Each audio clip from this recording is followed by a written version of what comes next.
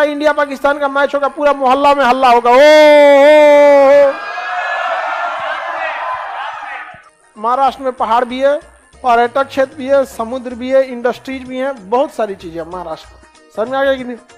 हमारे यहाँ समुद्र नहीं है, खनिज झारखंड चला गया, और हम लोगों ने ना एजुकेशन पे ध्यान दिया, स्किल पर ध्यान नहीं दिया। हमारे देश में ये इस एरिया में खास करके यूपी बिहार ये एरिया जो दिख रहा है ना, यहाँ पे ना हम लोग ज़्यादातर लेबर बेल्ट के लोग आ जाते हैं। समझ में आ गया कि नहीं आ गया?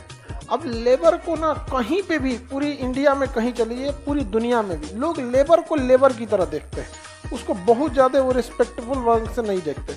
और वही कभी कभी क्या हो जाता है, डिस्प्यूट का कारण बन जाता है, क्योंकि हर कंपनी के लिए जितना जरूरी अपर लेवल का एम्प्लॉय है उतना ही जरूरी लोअर लेवल का एम्प्लॉय होता है। दोनों जरूरी होते हैं एम्प्लॉय। लेकिन क्या है ना कि हमारे एरिया में ज़्यादातर, अब शायद नहीं देखोगे कोई केरला से काम करने बिहार आ रहा है, नहीं जा रहे हैं यहाँ पे। दिल्ली मुंबई के आसपास एरिया में जाते हैं लोग। तो इसके लिए ना ऐसा नहीं है कि आप आज चाहिएगा तो आज इंडस्ट्रियलाइजेशन हो जाएगा। आपको 30-40 साल लग जाते हैं उसको इकोसिस्टम बनाने में। जैसे हम यहाँ पढ़ा रहे हैं, हम यहाँ इसलिए पढ़ा पा रहे हैं क्योंकि इकोसिस्टम बिल्ट है। आप इतने लड़के हैं, हजारों तो लड़कियाँ हैं, कम से कम 400 से 500, एक लॉज में 40-50 लोग रहते हैं, एक छोटे मिडिल क्लास के, मीडियम सीरीज के लॉज में। केवल हमारे एक बैच से कम यहाँ 3 से 400 लॉज चाहिए होगा। हमारे यहाँ 3 से 400 लॉज को तो हमारे आप लोग जाके भर देती होंगे। लेकिन अगर हम यहाँ किसी गांव में चले जाए, 5 साल 10 साल लग जाएगा उतना लॉज बनने में जितना आप केवल मेरे बैच के लड़के नहीं बन पाएगा। अच्छा, यहाँ से हम अगर उठ के चले जाए स्टेशन के पास, स्टेशन में घर बने बड़े बनाए गए, स्टूडेंट के हिसाब से नहीं बनाए गए। तो यहाँ धीरे धीरे करके एक इकोसिस्टम बिल्ट हुआ। पहले यहाँ भी कुछ नहीं था, नाव लगती थी। और ये जो सामने सड़क देख रहे हैं ना आप, जिस सड़क से आ रहे हैं, ये 14 में बना, 14-15 में। उससे पहले यहाँ घुटना तक पानी लग जाता था, अभी भी बरसात में। आज से ज़्यादा दिन नहीं, 10 साल पहले लग जाता था। अभी तो खैर बरसात वगैरह में तो कहीं भी थोड़ा लग जाता है। तो ये इकोसिस्टम है पूरा। आपको रात 2 बजे जरूरत पड़ेगी अपनी जरूरत चीज़ों की तो मिल जाती है। यहाँ कॉपी किताब, सेकेंड हैंड किताब, सेकेंड हैंड मतलब मटेरियल, नोट्स, सारी चीज़ें क्या होती हैं, अवेलेबल हो जाती है। यहाँ आप किसी दुकानदार से जाके कहिएगा हमको 40 रुपये का सरसों तेल दे दो, 50 रुपये का दे देगा।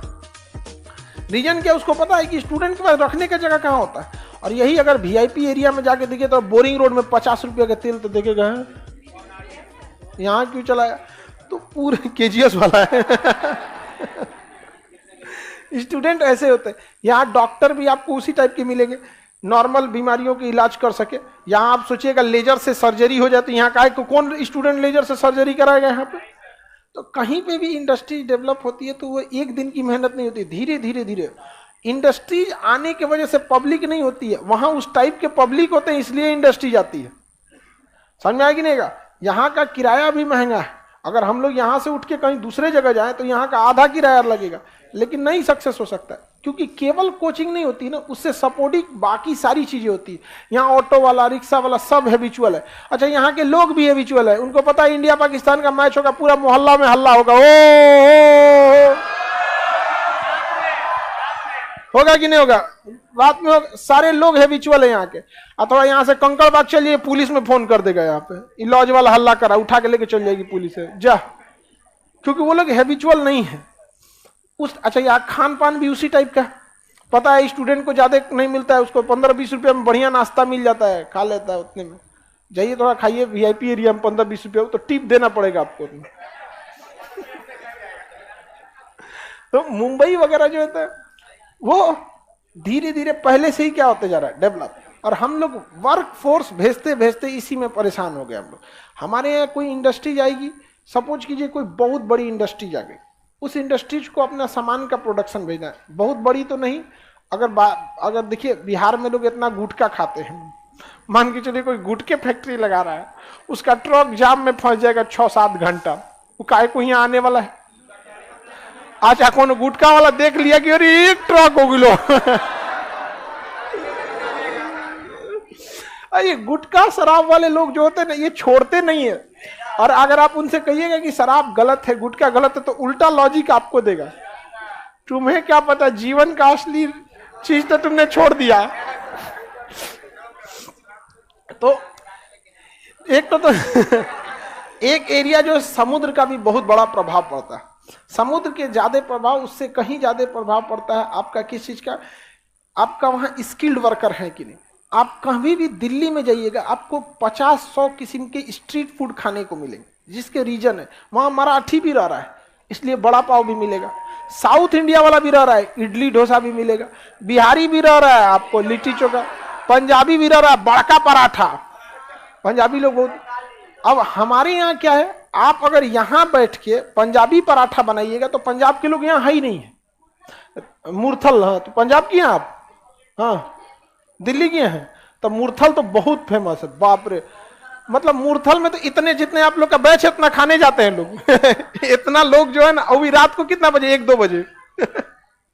हाईवे के किनारे का है, सरदार जी का ढाबा है मुरथल, हरियाणा में।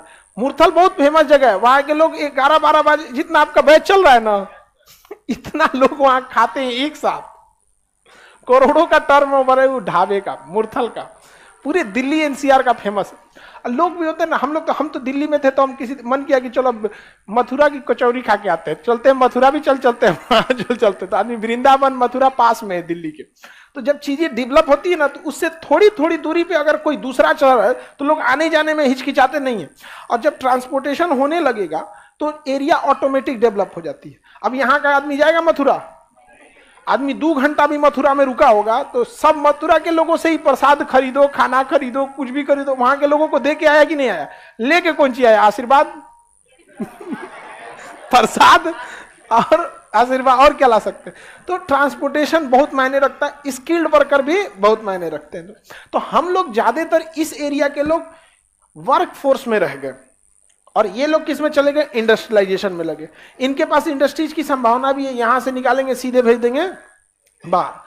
दिल्ली राजधानी है, इस वजह से वहां पे चीजें ऑटोमेटिक सही हो जाती है, राजधानी होने की वजह से आगे बढ़ जाते हैं। तो महाराष्ट्र का ऐसा नहीं कि पूरा एरिया डेवलप है। विदर्भ का एरिया में ना डेवलपमेंट नहीं हो पा रहा था, विदर्भ के एरिया में डेवलपमेंट नहीं हो। अब वहां डेवलपमेंट में बाधा नहीं आएगी, एक्सप्रेस वे बन गया, 120 किलोमीटर की स्पीड से गाड़ियां चलेंगी। अब इससे तेज कौन सी चाहिए? 180 पे जहाज उड़ जाती है। 120 की स्पीड में तुम गाड़ी चलाएगा, 180 पे जहाज का जो वो होता है ना, वो कॉकपिट, उसमें आवाज आती है V1। अब कुछ नहीं हो सकता है, कुछ हो जाएगा, उड़ाना पड़ेगा तुमको। ब्रेक व्रेक मत मारना। जहाज का पायलट जब चलाता है ना, तो एक इंस्ट्रूमेंटवा देखते रहता है, स्पीडवा कितना हुआ है। ऐसा थोड़ी हो गया चलाएगा, स्पीड कितना, अरे खेत में उतर गई भाई, ऐसे ना आया। एक सीधे देखेगा, एक पीछे पूछेगा, हाँ 180, 100 नॉट्स, 120 नॉट, तब तो उसी में से एक आवाज आएगा V1। खत्म कहानी। अब इसके बाद आप रोक नहीं सकते हैं, क्योंकि जहाज इतनी आगे जा चुकी है और इतनी स्पीड हो चुकी है कि ब्रेक मारते मारते बाउंड्री तोड़ देगी। अब इंजन खराब हो गया, चाहे कुछ हुआ, मरो जियो, इससे मतलब नहीं है, अब तुम्हें लेकर उड़ना पड़ेगा। तब तक बोलेगा रोटेट, उड़ा दो यहाँ पे, जाए यहाँ से। तो 180 से 200 की उस पर तो जहाज लेके उड़ जाता है, यहाँ आपको 120 दे रहा है। 120 कितना तेज स्पीड है यहाँ पे। तो डेवलपमेंट में ये चीजें बहुत आगे जाएंगी। अब ऐसे देखिए, अगर कलकत्ता और पटना के बीच में एक्सप्रेस वे बन जाए तो ये दूरी हम लोग 6 घंटे में तय कर लेंगे। कितने घंटे में? 6। आज 6 घंटे लगते हैं पटना से औरंगाबाद जाने में। नवादा जाने में लग जाता है, भागलपुर जाने में 8 घंटा लग जाता है। और अगर 6 घंटे में, आप खुद से सोचिए, 6 घंटे में यदि हम लोग अपने साधन से कलकत्ता पहुंच जाए तो इस ये छोड़िए पटना का और छोड़िए कलकत्ता का, बीच के लोगों का डेवलपमेंट जरा सोचिए। धड़ाधड़ लोग आने जाने लगेंगे, बीच में कोई ना कोई एक नया शहर बस जाएगा, यहां से दूसरा एक लिंक एक्सप्रेस वे जोड़ देगा रांची के लिए। भैया 4 घंटा 1.5 घंटा, चल इधरों मुड़ जाते हैं, नहीं मुड़ जाएगा। तो सड़कें बहुत महत्वपूर्ण रोल निभाती हैं किसी भी एरिया के डेवलपमेंट में। आगे बढ़ जाए तो महाराष्ट्र में अब ये जो विदर्भ में दिक्कत आती थी कि विकास नहीं हो रहा, अब ये बाधा आएगी। जैसे एक्सप्रेसवे बन गया, अब लोग लिंक जोड़ेंगे कि भैया एक और एक्सप्रेसवे बना दो, बुल्ढाना से इसको जोड़ दो, एक कहेगा औरंगाबाद से जोड़ दो, एक नासिक से जोड़ दो, धड़ाधड़ सब इसी पे आएंगे, लेके निकल चलो यहां से, चलो पूरा लेके आ। तो महाराष्ट्र का जो पीछे का एरिया था वो यही था, लेकिन अब वो दिक्कत नहीं आएगी। और ऐसा नहीं कि आज ही खत्म हो जाएगा, 10 साल लगेंगे उसके आने में। तो ये मुंबई हो गया।